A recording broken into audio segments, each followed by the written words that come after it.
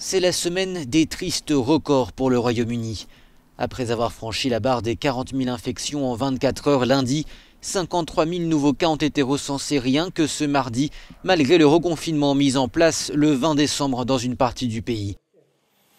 Le nombre de personnes hospitalisées pour Covid-19 en Angleterre a dépassé le pic de la première vague en avril et les hôpitaux sont de plus en plus débordés.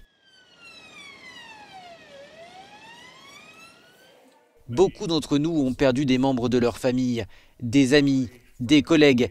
Et à un moment de l'année où nous devrions normalement faire la fête, beaucoup se sentent fatigués, anxieux et frustrés. Mais aujourd'hui, nous sommes de retour dans l'œil du cyclone de cette deuxième vague de Covid-19. En France, la deuxième vague ne s'est jamais vraiment tarie. Et à 2 jours du Nouvel An, le nombre d'hospitalisations poursuit sa hausse. Le ministre de la Santé, Olivier Véran, a fait savoir que le gouvernement français excluait un 3e confinement, qu'il soit généralisé ou localisé.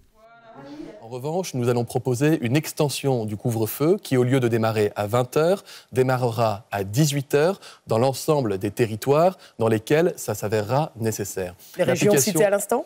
Pas la totalité de ces régions, des départements ou des métropoles de ces régions dans lesquelles le taux d'incidence serait au-dessus du seuil d'alerte maximale.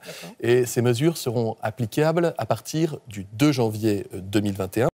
Les départements qui pourraient être concernés par cette extension du couvre-feu sont majoritairement situés dans le Grand Est et en Bourgogne-Franche-Comté. Quelques départements de la région Auvergne-Rhône-Alpes et de Provence-Alpes-Côte d'Azur figurent aussi au sein de cette liste, de l'Ardèche aux Alpes-Maritimes. C'est dans ce contexte que la France poursuit lentement le début de sa campagne de vaccination entamée dimanche.